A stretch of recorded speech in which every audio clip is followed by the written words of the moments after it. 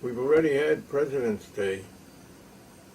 This is our program called President's Night. Oh, but on President's Day, I hope you got a good bargain. How much did you pay for your president?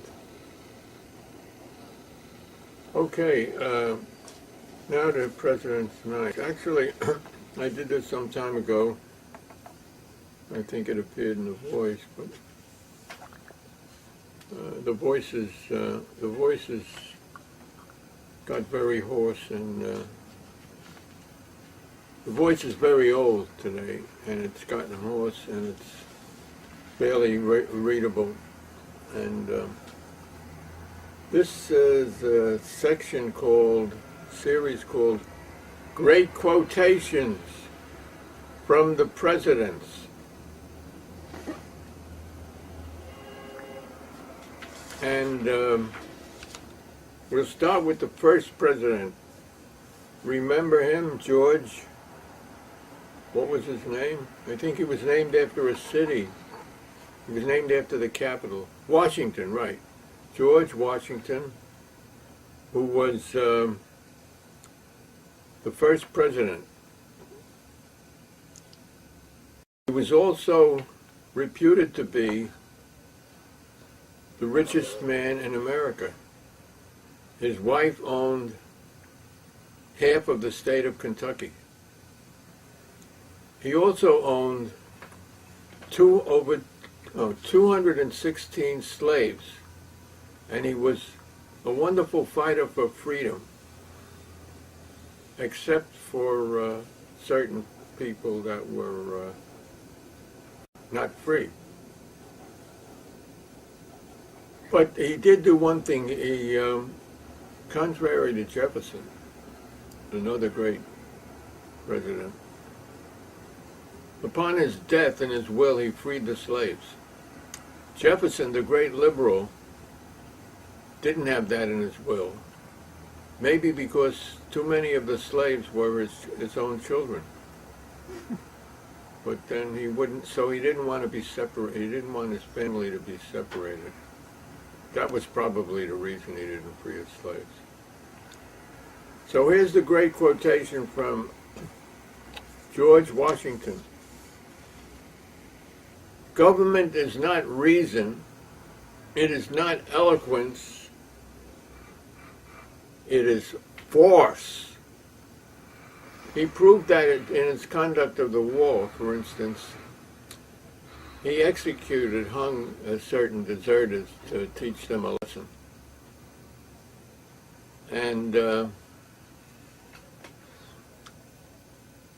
he also, was that him? No, that was Lincoln. And he did that in Cambridge, glorious Cambridge. So somehow the people who fought in the war, there's a whole theory that I sort of believe that this was hardly a war for democracy and independence, because the government at that time was run by what were called the king's men. They were all appointed directly by the king. There were no elections here at all. And no native American could rise to high office or high power. So the American upper class, the native born, not the native Indians, but the native whites, wanted the lawyers, the merchants, the landowners, the slave owners. They wanted to run things because this was a colonial empire, and, for instance, nothing could be manufactured here. It was a source of raw materials that was mined, and crops were grown and taken out, tobacco, sugar, like in the West Indies. And the products were returned at a much higher cost to the colonials. I think it was called mercantilism, a very good system, still in effect in many parts of the world. Now, The second president was John Adams, and his quotation is, "The moment the idea is admitted into society that property is not as sacred as the laws of God, and there is not a force of law and public justice to," by the way, justice, Kropotkin had a four-word definition of justice. Justice. You know, organized vengeance called justice. Okay. But not a force of law and public justice to protect it, anarchy and tyranny commence. The third Jew's name was, the third president's name was Thomas Jefferson. This is his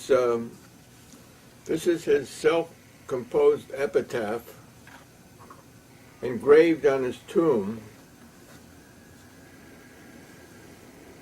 Here was buried Thomas Jefferson, author of the Declaration of Independence, of the Statute of Virginia for Religious Freedom, and the father of the University of Virginia. Didn't say who the mother was. Notice he omitted the incidental fact that he was the third president of the United States of America. I wonder why. Well, maybe it isn't that important. Wasn't. Small, powerless country.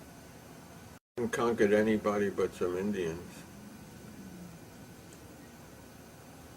It did exploit slaves. It was worth, he should have been proud of that. James Madison, number 4. Now this is very prophetic and pathetic.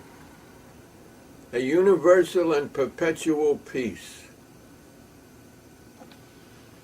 It is to be feared, is in the catalog of events which will never exist,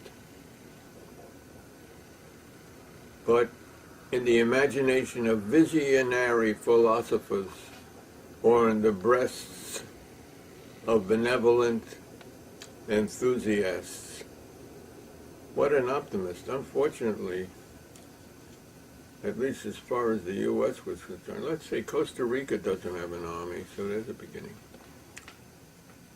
5, James Monroe, 1817, his inaugural address.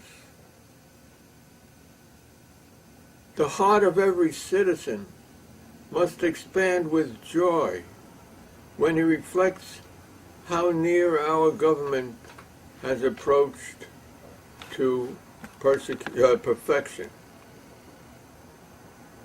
The Monroe Doctrine, which succeeded in keeping Latin America, a few hundred million people in America, in the United States' thrall for hundreds of years. Somehow a lot of Latin Americans don't think the Monroe Doctrine is so wonderful. Now, number 6, John Quincy Adams, his diary of June 4th, 1819. He sort of got it right. I am a man of reserved, cold, austere, and forbidding manners, my political adversaries say. A gloomy misanthropist. And my personal enemies, an unsocial savage. I think maybe he got it right. Got it right. Number 7, Andrew Jackson, the great American hero, general. He fought the battle. He wrote the song "Battle of New Orleans." No, he fought the song. No, he fought the Battle of New Orleans, which was a battle which was fought with some loss of life after a peace treaty had already been signed. Only it took like weeks for the information to get to North America from Europe, I guess, where it was signed. So who was able to vote for these early presidents? Oh yeah, who was able to vote? I'm glad you brought that up. Almost nobody. 10% of the American population was able to vote for the Constitution. You had to own Property. Yeah, and slaves were property, so a lot of slave owners could vote. You had to be what color? White. Yeah, we probably couldn't even vote. You couldn't be a Woman. woman and Indian. oh yowza, you could not be a black man or woman or child. Well, at least the line at the voting booth wasn't too long, I guess. Yeah, I think they used to pay you off in liquor, the people who try to bribe you. So Andrew Jackson is always presented as a military hero. Yeah, he was a military man because he was the first one to dispossess whole tribes of Native Americans, pushed them west, till they got to the Pacific even, it happened. So that's the great Andrew Jackson. Also, he didn't like bankers, so no one can be all bad. He said, to the bankers, you are a den of vipers and thieves. I intend to rout you out.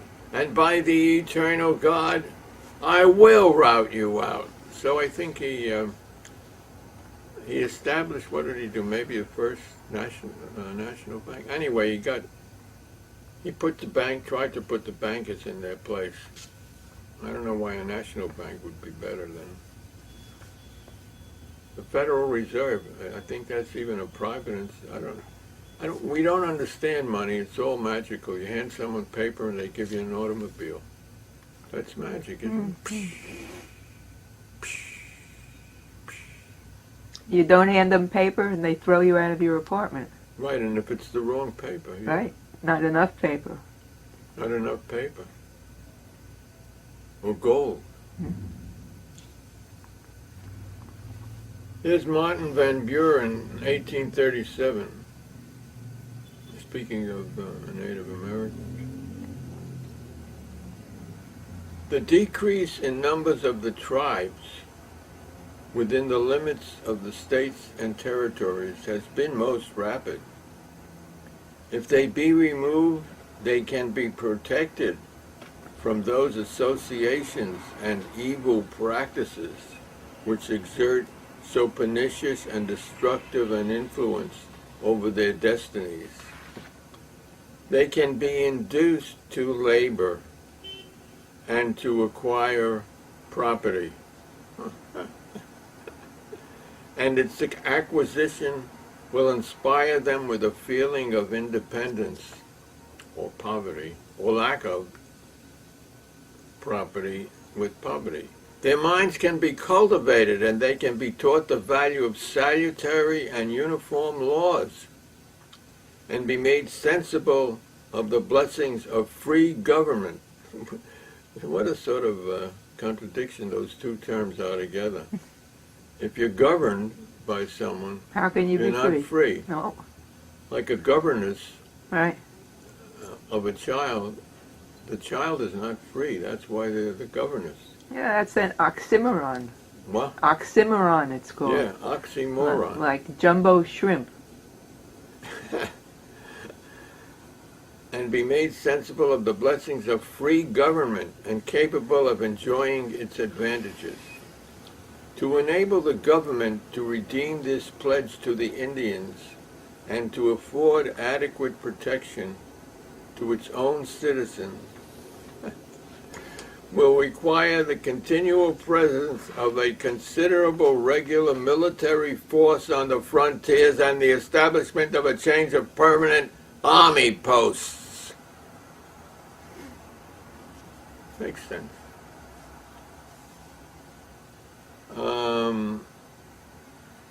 William Henry Harrison, number 9, inaugural address.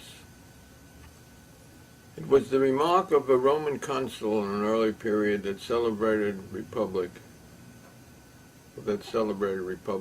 Then a most striking contrast was observable in the conduct of candidates for offices of power and trust before and after obtaining them.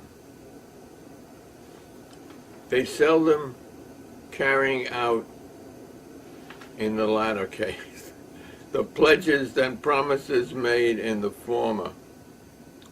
However much the world may have improved in many respects in the lapse of upward of 2,000 years, since the remark was made by the virtuous and indignant Roman, I fear that a strict examination of the annals of some of the modern elective governments would develop similar instances of violated confidence. But the lapse of a few months will confirm or dispel their fears about me. It was true, because he was such a macho guy that he appeared in public in the inaugural procession, which was at the dead of winter, without any outer clothing. He had been a general, right? I believe. And he caught a cold and died within 2 months. That's a lesson. That was a lesson. Let's have some Yeah. illustrations about elections, All right. since we're dealing with the greatest elections of all, right?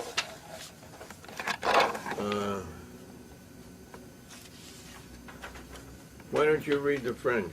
I'll read the... All right. Let me focus in on that. It says election piège à con. Don't tell them Elections. what con really means. We can't say that. No, we can't say it, but And, it's usually but translated It's translated as fools.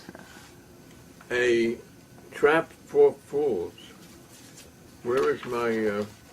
Tell us who Le Pen is. Oh, yeah, we want to know that. Yeah, here's my board. Here.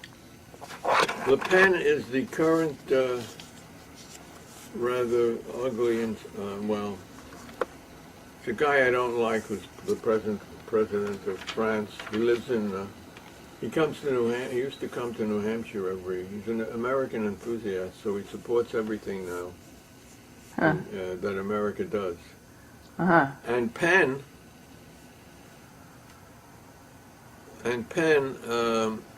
is a French fascist and racist.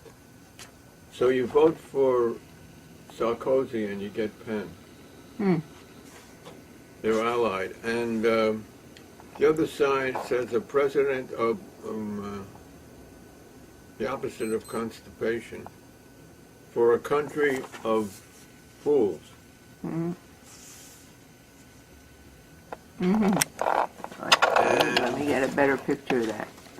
What? I didn't get a picture of what it says on the bottom, the marching. Oh, you can read it, I think, but the country of fools, together with an expletive that we won't repeat. Oh, okay. In English. Right, we can't say that, right. Now, speaking of Americans, you, Will Rogers, most of you people were under the age of 100, no. I won't know who Will Rogers is. He's a great American humorist and of the 20s. Ooh. He was a Native American, or a half-breed, as they terribly say. More elections are decided between sundown and sunup than between sunup and sundown. Get it? Uh-huh. And this is a vote-stealing control panel. Hmm. And this presidency is brought to you by Diebold. Hmm. You don't count because we don't count. Very clever. Yeah. From the Book of Proverbs. Let's do one more at this time. This I found a long time ago, but it seems so beautifully appropriate. And it reads, it's called Great Moments in the History of Politics, and it reads, the new cabinet? Well, this was from Simplicissimus, German paper in 1928 by Thomas Theodor Heine. Great moments in the history of politics. The new cabinet, these faces certainly look familiar. Let's see those faces. All right, let's look close. Let's see. Got The more faces? things change. No, we don't have the faces yet. I can't see what it is. The new cabinet. What is it? They're people. Oh, I see. Yeah, right. That's right. All right. We got it? Yeah, got it. Beautifully drawn. Yeah. Okay, A lot of moonshine. all right. Well, let's go back to the words. How much time do we have? About 8 minutes. All right. 8 minutes, okay. 10th President, John Maybe Tyler. 7 minutes. 10th president. John Tyler, 1844.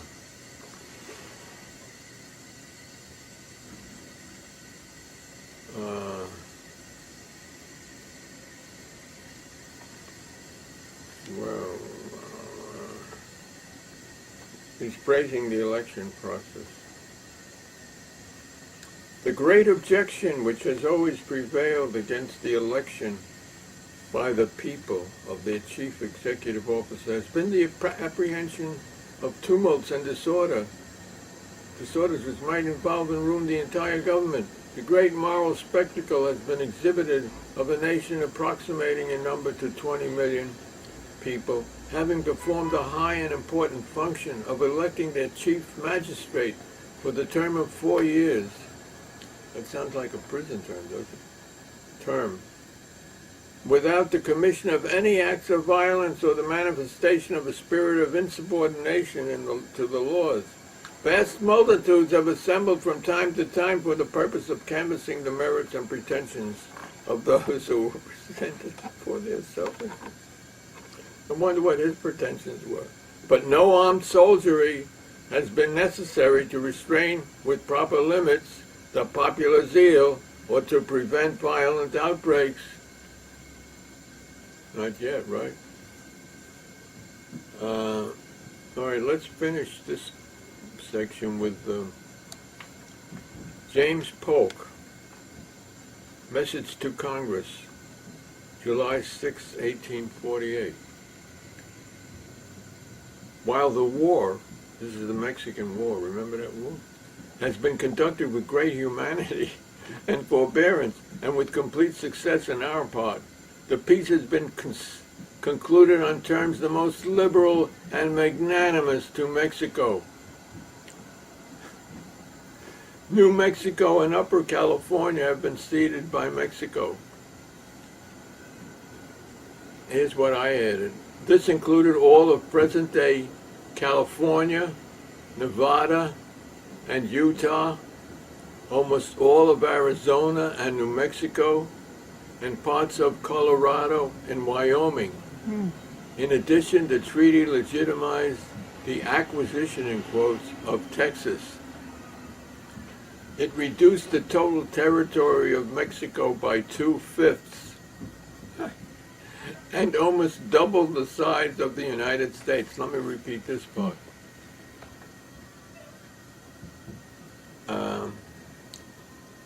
And with complete success on our part, the peace has been concluded on terms the most liberal and magnanimous to Mexico.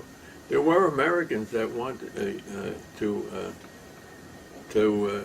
get all of Mexico, too. There still are. New Mexico and Upper California have been ceded by Mexico to the United States and now constitute a part of our country, embracing nearly 10 degrees of latitude, lying adjacent to the Oregon Territory and extending from the Pacific Ocean to the Rio Grande, a mean distance of nearly 1,000 miles. It would be difficult to underestimate the value of these possessions to the United States. They constitute of themselves a country large enough for a great empire, and their acquisition is second only in importance to that of Louisiana in 1803. Rich in mineral and agricultural resources, with a climate of great salubrity.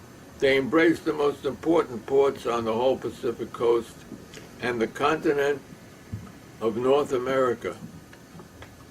The possession of the ports of San Diego and Monterey and the Bay of San Francisco will enable the United States to command the already valuable and rapidly increasing commerce of the Pacific. Commerce. The number of our whale ships alone now employed in that sea exceeds 700, requiring more than 20,000 seamen to navigate them, while the capital invested in this particular branch of commerce is estimated at not less than $40 million. The excellent harbors of Upper California will, under our flag, afford security and repose to our commercial maritime. And American mechanics will soon furnish ready means of shipbuilding and repair, which are now so much wanted in that distant sea. By the acquisition of these possessions, we are brought into immediate proximity with the west coast of America, from Cape Horn to the Russian possessions north of Oregon, with the islands of the Pacific Ocean, and by a direct voyage in steamers, we will be in less than 30 days from Canton and other ports of China. Now, here's the best. In this vast region, whose rich resources are soon to be developed by American energy and enterprise, great must be the supplementation of our commerce, and with it new and profitable demands for mechanic labor in all of its branches, and new and valuable markets for our manufactures and agricultural products. We have one more now? 1 minute. 1 minute, okay. This was on the Weekly World News, the most explosive sex scandal in U.S. history. I slept with 5 presidents. Remember that? Yeah. But it looks like a bed this bug. guy saying? That's a bed bug. It's a bed bug in the Oh my God. She lies. Ooh, I was the one. Hold it up. I can't see I that was bed the bug. one, the Hold bed it up. bug says. Hold She it up. lies. I was the one who slept with these presidents. I believe it. There's such a bed bug invasion. Look at that. All right, so we'll be back again, maybe with more presidents, until there are no more presidents. All right. When will we be able to have some?